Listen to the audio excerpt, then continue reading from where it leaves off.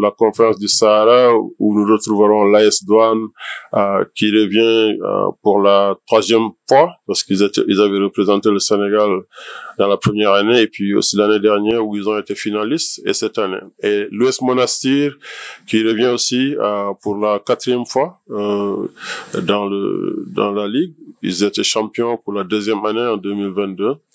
On a Rivers Hoopers qui revient pour la 2e fois. Ils étaient là pour représenter le Nigeria la première année. Et puis ils étaient venus. Non, voilà, c'est la 2e année pour la 2e fois qu'ils viennent dans la Basketball Africa League cette année. Après on a l'APR, c'est l'armée patriotique du Rwanda. C'est une équipe qui participe pour la première fois. Je suis certain que les matchs vont vraiment tenir le public en haleine. Pour nous, il est extrêmement important que ce que nous faisons soit accessible à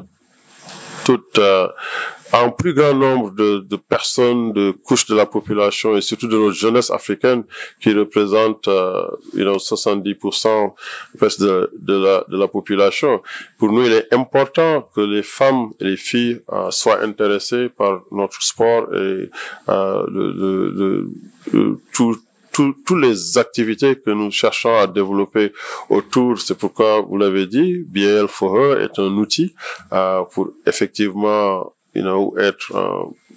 donner des opportunités à des femmes et des jeunes filles de jouer, mais aussi de développer des plans de carrière en ce sens. Nous avons notre programme BL Future Pro où en ce moment on donne des opportunités de stage à 12 jeunes ici au Sénégal qui travaillent dans les différents départements de la Basketball Africa League. Mes attentes de manière constante, c'est de voir vraiment du très beau basketball sur le terrain, des matchs compétitifs, des joueurs qui vont se donner à fond, des coachs, des arbitres qui vont être au top de leur game, parce qu'au bout du compte, c'est ce qui va déterminer le succès. Nous sommes une ligue de basketball et le basketball restera toujours au cœur et au noyau de tout ce que nous faisons.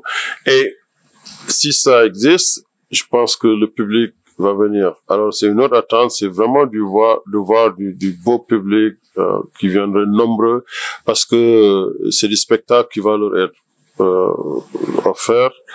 Et puis aussi, on va intégrer tous ces éléments qui parlent à la jeunesse, comme je l'ai dit tout à l'heure, de grands artistes de la place qui vont se produire, des légendes de toutes sortes, de différents sports qui vont être là aussi, des invités de marque.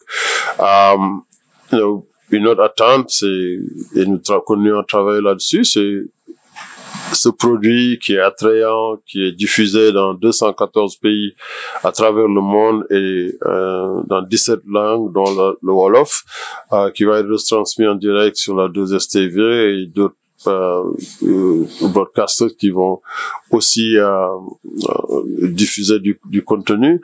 Je pense qu'est une vitrine extraordinaire pour les compagnies de la place que nous invitons à venir investir à nos côtés pour continuer à développer ce produit.